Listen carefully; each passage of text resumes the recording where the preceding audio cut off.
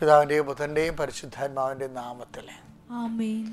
എൻ്റെ പ്രിയപ്പെട്ടവരെ, ഇന്ന് നവംബർ 17 ഞായറാഴ്ചയാണ്, കർത്താവിൻ്റെ ദിവസം. അതായത് ഇന്ന് നമ്മൾ വിശ്വാസത്തിൻ്റെ വ്യത്യസ്തങ്ങളുടെ ഡിഗ്രീസാണ് ഇന്ന് കാണുന്നത്.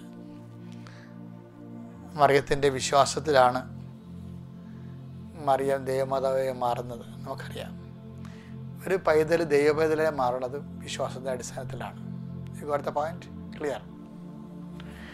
അപ്പോൾ നമുക്ക് പ്രത്യക്ഷ പ്രാർത്ഥനയിലേക്ക് വരാം. അമ്മേ, പരിശുദ്ധ അമ്മേ, അമ്മേ പരിശുദ്ധ അമ്മേ, ദൈവമാതാവേ, ദൈവമാതാവേ, അന്ന് അങ്ങ് അങ്ങ് കൃപാസനത്തിൽ കൃപാസനത്തിൽ പ്രത്യക്ഷപ്പെട്ട് വരാൻ പോകുന്ന മഹാദുരന്തത്തിൽ നിന്ന് രക്ഷപ്പെടാനും എല്ലാവർക്കും വേണ്ടി പ്രാർത്ഥിക്കുവാനും ആവശ്യപ്പെട്ടിട്ട് 20 വർഷം തികയുന്ന ഈ വേളയിൽ കൃപാസനത്തിലൂടെ ഞങ്ങൾക്കും ഈ ദേശത്തിനും അമ്മ മാസം തേടി തന്ന എല്ലാ അനുഗ്രഹങ്ങൾക്കും കൃപകൾക്കും ഞങ്ങളിപ്പോൾ ഹൃദയം നിറഞ്ഞ നന്ദി പറയുന്നു. അമ്മേ, പരിശുദ്ധ അമ്മേ, ജപമാല മാതാവേ, സകല കൃപാസനം പ്രാർത്ഥനയോട് ചേർത്ത് ഞങ്ങളിപ്പോൾ പ്രാർത്ഥിക്കുന്ന ഈ കുടുംബത്തിന്റെ പ്രത്യേക നിയോഗം. ഇവിടെ നിയോഗം ഓർക്കുക, പരിശുദ്ധ അമ്മയുടെ പ്രത്യക്ഷീകരണത്തിന്റെ മാധ്യസ്ഥത്തിലാണ് ഈ നിയോഗം സമർപ്പിക്കേണ്ടത്.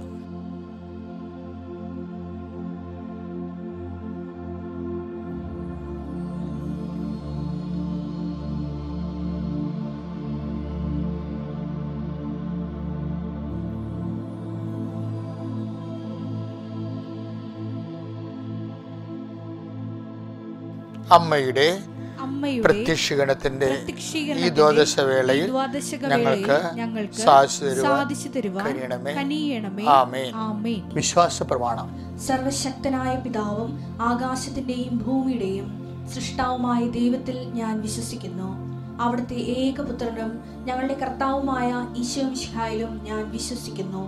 ഈ പുത്രൻ പരിശുദ്ധാത്മാവിനാൽ ഗർഭസ്ഥനായി കന്യകാ മറിയത്തിൽ നിന്ന് പിറന്ന് പൊന്തിയോസ് പീലാത്തോസിന്റെ കാലത്ത് പീഡകൾ സഹിച്ച് കുരിശിൽ തറയ്ക്കപ്പെട്ട് മരിച്ച് അടക്കപ്പെട്ട് പാതാളങ്ങളിൽ ഇറങ്ങി മരിച്ചവരുടെ ഇടയിൽ നിന്ന് 3-ാം നാൾ ഉയർത്ത് സ്വർഗത്തിലേക്ക് എഴുന്നള്ളി സർവശക്തിയുള്ള പിതാവായ ദൈവത്തിന്റെ വലതുഭാഗത്തിരിക്കുന്നു. അവിടെ നിന്ന് ജീവിക്കുന്നവരെയും മരിച്ചവരെയും വിധിക്കുവാൻ വരുമെന്നും ഞാൻ വിശ്വസിക്കുന്നു. പരിശുദ്ധാത്മാവിലും ഞാൻ വിശ്വസിക്കുന്നു. വിശുദ്ധ കത്തോലിക്കാ സഭയിലും പുണ്യവാന്മാരുടെ ഐക്യത്തിലും പാപങ്ങളുടെ മോചനത്തിലും ശരീരത്തിന്റെ ഉയർപ്പിലും നിത്യമായ ജീവിതത്തിലും ഞാൻ വിശ്വസിക്കുന്നു. ആമേൻ. സ്വർഗ്ഗസ്ഥനായ ഞങ്ങളുടെ പിതാവേ, അങ്ങയുടെ നാമം പൂജിതമാകണമേ. അങ്ങയുടെ രാജ്യം വരണമേ. അങ്ങയുടെ തിരുമനസ് സ്വർഗത്തിലെ പോലെ ഭൂമിയിലും ആകണമേ. അന്നു വേണ്ടുന്ന ആഹാരം ഇന്ന് ഞങ്ങൾക്ക് തരണമേ. ഞങ്ങളോട് തെറ്റ് ചെയ്യുന്നവരോട് ഞങ്ങൾ ക്ഷമിക്കുന്നത് പോലെ ഞങ്ങളുടെ തെറ്റുകൾ ഞങ്ങളോടും ക്ഷമിക്കണമേ. ഞങ്ങളെ പ്രലോഭനത്തിൽ ഉൾപ്പെടുത്തരുതേ, തിന്മയിൽ ഞങ്ങൾ രക്ഷിക്കണമേ. ആമേൻ. നന്മ നിറഞ്ഞ മറിയമേ, സ്വസ്തി. കർത്താവ് അങ്ങയുടെ കൂടെ സ്ത്രീകളിൽ അങ്ങ് അനുഗ്രഹിക്കപ്പെട്ടവളാകുന്നു. അങ്ങയുടെ ഉദരത്തിൻ ഫലമായി ഈശോ അനുഗ്രഹിക്കപ്പെട്ടവനാകുന്നു. പരിശുദ്ധ മറിയമേ, തമ്പുരാന്റെ അമ്മേ, പാപികളായ ഞങ്ങൾക്ക് വേണ്ടി ഇപ്പോഴും ഞങ്ങളുടെ മരണസമയത്തും തമ്പുരാനോട് അപേക്ഷിക്കണമേ. ആമേൻ. പ്രിയമുള്ളവരെ, നമ്മൾ അവർ ഡെയിലി ബ്രെഡിലെ അതിൻ്റെ ക്രക്സായ പ്രാർത്ഥനയിലേക്ക് പ്രവേശിക്കുകയാണ്. ഈ പ്രാർത്ഥനയ്ക്ക് വേണ്ടിയാണ് നമ്മളിതെല്ലാം ചെയ്തത്. അപ്പോൾ നിങ്ങൾ ചെയ്യേണ്ടത്, ഈ പ്രത്യക്ഷീകരണ പ്രാർത്ഥന ചെല്ലുമ്പോഴേ ആ പ്രാർത്ഥനയുടെ സമയത്ത് മാത്രം ആ തിരി കത്തിച്ചാൽ മതി. പ്രാർത്ഥനയുടെ സമയത്ത് മാത്രം കത്തിച്ചാൽ മതി. അത് കഴിയുമ്പോൾ അച്ഛൻ്റെ അതായത് ഈ അഭിഷേക പ്രാർത്ഥന നിൽക്കുന്നവരെ കത്തിക്കണത്രേ ഉള്ളൂ. ഈ കുരിശിഷ്ടം താഴെ വെച്ചാൽ അപ്പത്തേക്ക് തിരി ഊതിയിട്ട് സന്ദേശം കേൾക്കാൻ തുടങ്ങാം. ഓക്കെ. എൻ്റെ കർത്താവിൻ്റെ ഉന്നതമായ നാമത്തിൽ, സഭയുടെ അധികാരത്തിൽ, കുരിശിൻ്റെ അടയാളത്തിൽ, ദൈവത്തിൻ്റെ ശക്തിയാൽ ഞാൻ മക്കളെ ആശീർവദിക്കുന്നു. കർത്താവേ, നിൻ്റെ വിശുദ്ധ പൗരോഹിത്യത്തെ നീ മഹത്വപ്പെടുത്തണമേ. കർത്താവേ, സഭയിലുള്ള സാന്നിധ്യം നീ പ്രകടമാക്കണമേ. കർത്താവേ, നിൻ്റെ മുഴുക്കടത്തെ അനുസ്മരിച്ചുകൊണ്ട് അടിയൻ പ്രാർത്ഥിക്കുന്നു. നിൻ്റെ തിരുവിലാവിലെ മുറിവിനെ അനുസ്മരിച്ചുകൊണ്ട് അടിയൻ പ്രാർത്ഥിക്കുന്നു. നിന്റെ കരചരണങ്ങളെ ആണിപ്പെടുത്തുകൾ ഓർത്തുകൊണ്ട് അടിയൻ പ്രാർത്ഥിക്കുന്നു.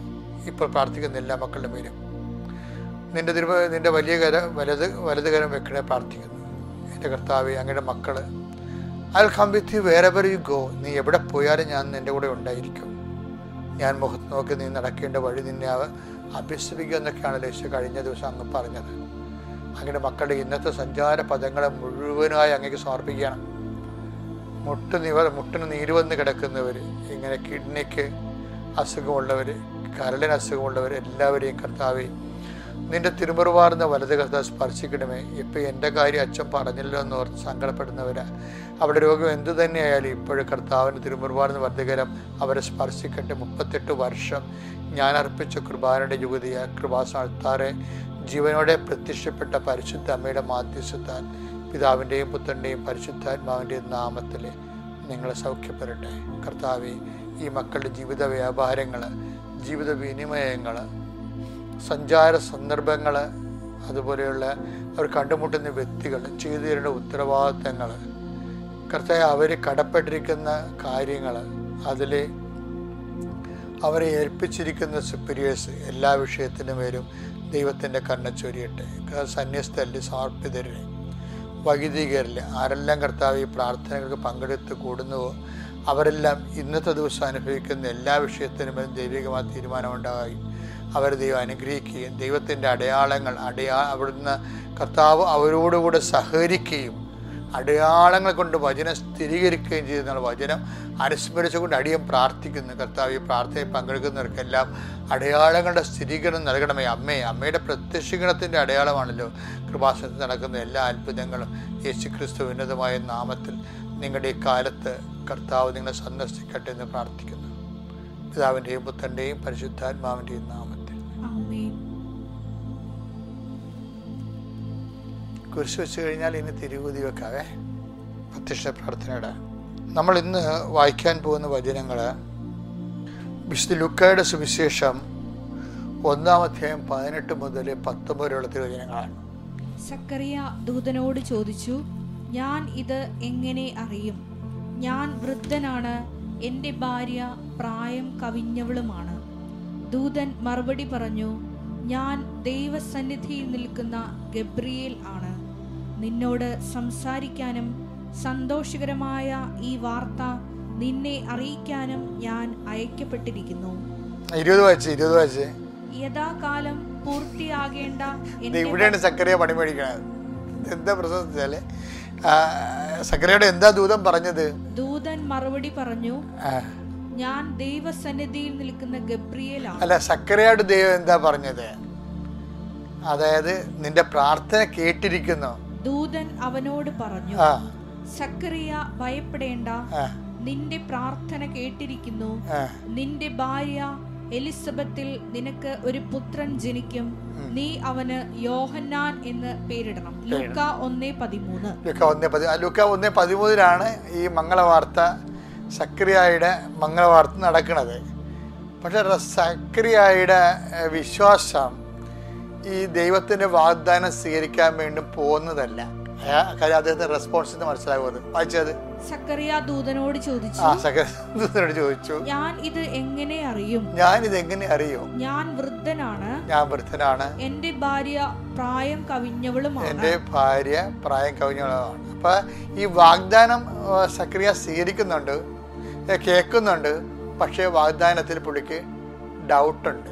കാര്യം എന്താ വെച്ചാൽ ഭൗതിക സാഹചര്യങ്ങൾ പ്രതികൂലമാണ്. അതുകൊണ്ടാണ് ഭാര്യ അങ്ങനെ വളരാൻ ചെയ്യുന്ന ആള്, ഭാര്യയും പ്രായം കഴിഞ്ഞ ആളാണ്. അപ്പോൾ അത് ഭൗതിക സാഹചര്യങ്ങൾ ദൈവത്തിൻ്റെ വാഗ്ദാനം പ്രാപിക്കുന്നതിന് വേണ്ടി റീസണബിളായിട്ട് സിങ്ക് ആകുന്നില്ല, കൺകറൻസ് ആകുന്നില്ല. അപ്പോൾ സക്കറിയ ഒരു ബുദ്ധിജീവിയാണ് ശരിക്കും പറഞ്ഞത്, പാവപ്പെട്ടവൻ. അടുത്ത വായിച്ചേ.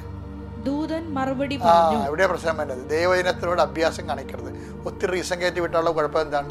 ദൂതൻ മറുപടി പറഞ്ഞു, ഞാൻ ദൈവസന്നിധിയിൽ നിൽക്കുന്ന ഗബ്രിയേലാണ്. ഇയാൾ എന്താ പറഞ്ഞ? ഞാൻ വൃദ്ധനാണെന്ന് പറഞ്ഞു. എന്റെ മറുപടി കേട്ടില്ലേ? എന്താണ്? ഞാൻ ദൈവസന്നിധി നിൽക്കുന്ന ഗബ്രിയേലാണ്. നിന്നോട് സംസാരിക്കാനും സന്തോഷകരമായ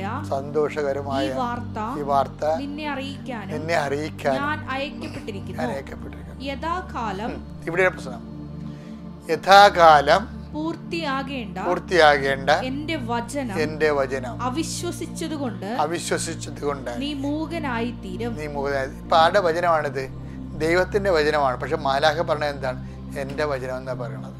ഇപ്പോൾ യോഹന്നാൻ എഴുതിയ വചനമായാലും ആരുടെ വചനമാണത്? ദൈവത്തിൻ്റെ വചനമാണത്. ഇവരെല്ലാം മീഡിയമാണ് ശരിക്കും പറഞ്ഞാൽ. അപ്പം യഥാകാലം നടത്തിയ ദൈവത്തിൻ്റെ വചനം അനുസ്മരിച്ച് നമുക്കൊരു അനുഗ്രഹം കിട്ടണമെങ്കിൽ ആദ്യം വേണ്ടത് അതിനോട് വചനമെല്ലാം വാഗ്ദാനമല്ലേ, വാഗ്ദാനം വിശ്വസിക്കാൻ കഴിഞ്ഞാൽ മാത്രമേ അനുഗ്രഹം നമുക്ക് ഡ്രോ ചെയ്യാൻ പറ്റത്തുള്ളൂ. അപ്പം നിങ്ങളെപ്പോഴും പ്രാർത്ഥിക്കുമ്പോഴൊക്കെ എന്ത് ചെയ്യണമെന്ന് പറയുക, ജപമാലയിൽ പ്രാർത്ഥിക്കുമ്പോഴൊക്കെ നിങ്ങൾ ചെയ്യുന്ന കർത്താവ് ഇതിൻ്റെ വാഗ്ദാനങ്ങൾ വിശ്വസിക്കാനും ഇപ്പം ചോദിക്കുന്നെങ്കിൽ ലഭിക്കും എന്ന് പറഞ്ഞു കഴിഞ്ഞാൽ ദൈവത്തിന് അത് നിനക്ക് അനുകൂലമാണെങ്കിൽ, ഭാവിയിൽ ഗുണമുണ്ട്, നിത്യജീവൻ ഉറപ്പാണെങ്കിൽ ദൈവം സഹായിക്കും. അതറിയണമെങ്കിലേ ഈ സക്കറിയായോട് പറഞ്ഞ അതേ കാര്യങ്ങൾ തന്നെയാണ് ഈ മറിയത്തോടും പറയണത്. അമ്മയോട് പറയണത് എന്താണ്? അത് നിങ്ങൾ അതെടുത്തേ. അതായത് ലൂക്ക 1:34. മറിയം ദൂതനോട് പറഞ്ഞു, മറിയം ദൂതനോട് പറഞ്ഞു, ഇതെങ്ങനെ സംഭവിക്കും? ഞാൻ പുരുഷനെ അറിയുന്നില്ലല്ലോ. അപ്പൊ ഈ സക്കറിയായും പറഞ്ഞത് അത് തന്നെയാണ്. ഞാൻ ഇതെങ്ങനെ സംഭവിക്കും? എൻ്റെ ഭാര്യ വയോവൃദ്ധയാണ്, ഞാനും പ്രായം കവിഞ്ഞ ആളാണെന്ന് പറഞ്ഞു. അമ്മയും അത് തന്നെ പറഞ്ഞിരിക്കുന്നത്, ഇതെങ്ങനെ സംഭവിക്കും? ഞാൻ പുരുഷനെ അറിയുന്നില്ലല്ലോ. അപ്പം അവിടുത്തെ വിഷയം. പക്ഷേ ദൈവം എന്ത് ചെയ്യാണ്? മറിയത്തിൻ്റെ വിശ്വാസം ദൈവം കറക്റ്റ് ഇത് എക്സ്പ്ലെയിൻ ചെയ്തു. സക്കറിയായോട് എക്സ്പ്ലെയിൻ ചെയ്ത പോലെ മറിയത്തിനോട് എക്സ്പ്ലെയിൻ ചെയ്യും. എന്താണ്? പരിശുദ്ധാത്മാവ് നിന്റെ മേൽ വരും എന്നാണ് പറയണത്. എന്താണ്? അത്യുവിൻ്റെ ശക്തി നിന്നെ പ്രവർത്തിക്കുമെന്ന് പറയുമ്പോൾ മറിയം എന്താ സക്കറിയനെ പോലെ ഉണ്ടായിരിക്കല്ലേ ചെയ്യണത്. മറിയം എടുത്തു ചാടി മറുപടി ഉടനെ പറയും. എന്താണ്? ഇതാ കർത്താവിൻ്റെ ദാസി. ഇത് അയാൾ അങ്ങനെ പറയേണ്ടതായിരുന്നു സക്കറിയ. അയ്യോ സോറി, തെറ്റിപ്പോയി, ഇതാ കർത്താവിൻ്റെ ദാസൻ എന്ന് പറയേണ്ടതായിരുന്നു. പക്ഷെ അത് പറഞ്ഞില്ല. പക്ഷെ അമ്മ പറഞ്ഞു, ഇതാ കർത്താവിൻ്റെ ദാസി. എന്തൊരു വർത്തമാനമാണ്! അങ്ങേ വചനം പോലെ എന്നിൽ നിറവേറട്ടെ. ഈ ഒരൊറ്റ വാക്കിലാണ് മറിയത്തിൻ്റെ ഫെയ്ത്ത് ഞാൻ പറഞ്ഞ പോലെ 3 ഫേസ് ആണെന്ന് പറയണത്. സക്രിയക്കും ഫെയ്ത്ത് ഇല്ലെന്നല്ല, അങ്ങനെ ഇല്ലെങ്കിൽ അങ്ങനെ പുരോഹിതനാകത്തിലല്ല, ഇല്ലെങ്കിൽ ഹോളീസിൽ അങ്ങ് കയറി ശുശ്രൂഷ ചെയ്യത്തില്ലല്ല. അപ്പോൾ അത് ഫെയ്ത്തുണ്ട്, പക്ഷെ ഹെവി ഡ്യൂട്ടി ചെയ്യാൻ അത് പുള്ളി ചെയ്യത്തില്ല. അതാണ് പ്രശ്നം. അപ്പം എന്താണ് എങ്ങനെ ചെയ്യണമെന്ന് വെച്ച് കഴിഞ്ഞാൽ അത് എലിസബത്ത് അതിനെക്കുറിച്ച് പറയുന്നുണ്ട്. എലിസബത്ത് എന്താ പറയണത്? 1:45 വായിച്ചേ. ലൂക്ക 1:45. കർത്താവ് അരുളി ചെയ്ത കാര്യങ്ങൾ, അതാണ് സംഭവം. കണ്ടോ, ഇതാണ് കർത്താവ് അരുളി ചെയ്ത കാര്യങ്ങൾ നിറവേറുമെന്ന് വിശ്വസിച്ചവൾ ഭാഗ്യവതി. അപ്പം അതിൻ്റെ മുന്നും പിന്നും നോക്കിയില്ല, അവിടെ റീസൺ ഉപയോഗിച്ചില്ല. വിശ്വാസത്തിലേക്ക് പറയുമ്പോൾ ഒന്ന് ചിന്തിച്ച് പറഞ്ഞു കഴിഞ്ഞാൽ പണി പിടിക്കും. പെട്ടെന്നാണ് മറിയം പറയണത്, behold the hand made of the Lord. ഇനി കല്ലറിയട്ടെ, ആൾക്കാർ കൊല്ലണ്ടിരിക്കുന്ന പ്രശ്നമില്ല, ഞാൻ ദൈവത്തിൻ്റെ വചനം നിറവേറ്റും എന്ന് പറയുമ്പോൾ ഇവരുടെ ഈടുവെപ്പ് വല്ലാത്തൊരു ഈടുവെപ്പാവും. അതുകൊണ്ട് തന്നെ മക്കളെ, ഹെവി ഡ്യൂട്ടി നമുക്ക് മനസ്സിലാകാത്ത ചില കാര്യങ്ങൾ ജീവിതത്തിൽ വരുമ്പോൾ ആൾക്കാരിങ്ങനെ പല ദൈവത്തെ അറിയാത്തവർ എന്തെല്ലാം തോന്നിവാസങ്ങൾ പറയും. നമുക്ക് ആന്തരികമായ പരിശുദ്ധ നൽകിയ ബോധ്യം ഈ കൃപാസനം തുടങ്ങിയപ്പോൾ എന്തെല്ലാം പ്രശ്നങ്ങളാണ് ഇവിടെ ഉണ്ടായത്. ഞാൻ 37, ഞാൻ കുഞ്ഞച്ഛനാണെന്ന് 92 അച്ഛനായിട്ട് 4-5 കൊല്ലമായി. ഇപ്പോൾ കൃപാസനമെന്ന് അമ്മ പറഞ്ഞപ്പോൾ എനിക്ക് അതിൻ്റെ അകത്ത് ഉടമ്പടി ഉണ്ടോ, വാഗ്ദാന പേടകമുണ്ടോ ഒന്നും അറിയത്തില്ല. അതിനെത്രയോ വർഷം കഴിഞ്ഞാൽ അതൊക്കെ വെളിപ്പെടുത്തിയത്. പക്ഷേ അതിനുശേഷം ഞാനത് ഒരു ലീപ്പ് ചെയ്യാനാണ്. ഉടുപ്പും മാറ്റി ഉടനെ കളറൊക്കെ മാറ്റി. എനിക്ക് പക്ഷേ മിഷണറി ആയിട്ടാണ് കർത്താവിനെ അഭിഷേകം ചെയ്തത്. രൂപതേ ജീവിക്കുന്ന മിഷണറി, അതാണ് കർത്താവ് ഉദ്ദേശിച്ചത്. അപ്പം ആദ്യത്തെ ഒരു വിളി വന്നപ്പോൾ ഞാൻ അതിനെ റെസ്പോണ്ട് ചെയ്ത് കുറച്ച് പ്രശ്നങ്ങളുണ്ടായി. നമ്മൾ ദൈവത്തിൻ്റെ നാമത്തിൽ അത് ഏറ്റെടുത്ത്. ഞാൻ പറയണത് അങ്ങനെയാണ് വിശ്വാസം 3 ഫേസിലേക്ക് വരണത്. അപ്പം നിങ്ങൾ ഓർക്കുക, ഒരു ഹെവി ഡ്യൂട്ടിയൊക്കെ തന്നു കഴിഞ്ഞാൽ അതിൻ്റെ അർത്ഥം വിശ്വാസം 3 ഫേസ് ആകാനാണ് ദൈവം ഉദ്ദേശിക്കണമെന്ന് വിചാരിച്ചോ. അപ്പം നീ ഇപ്പോൾ പ്രഗ്നൻ്റ്, നിൻ്റെ കുഞ്ഞ് മരിച്ചു, വീണ്ടും പ്രഗ്നൻ്റ്, പിന്നെയും കുഞ്ഞ് മരിച്ചു, അപ്പോൾ ഹെവി ഡ്യൂട്ടി ആയില്ലേ. അപ്പോൾ ഇനി കൊല്ലാൻ വേണ്ടിയാണ് ഇനി കുഞ്ഞിനെ ജനിപ്പിക്കണേ, ആവശ്യമില്ലാത്ത പണിയാണ്, നിർത്തിയേക്കാന്നൊക്കെ നമ്മൾ വിചാരിക്കും.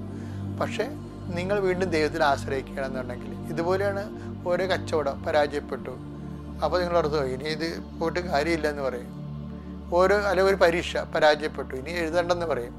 പക്ഷേ അത് നീ വീണ്ടും ദൈവത്തിൽ ആശ്രയിച്ചിട്ട് നീ സാക്ഷ്യം കേട്ടില്ലേ കൃപാസനത്തിലെ. ഞാൻ അവസാനിപ്പിക്കുകയാണ്. നിങ്ങൾ ഇതിൻ്റെ സത്ത് എടുത്തിട്ട് നിങ്ങൾ അതിജീവിച്ച് മുന്നേറണം. ദൈവം നിങ്ങൾ അനുഗ്രഹിക്കട്ടെ.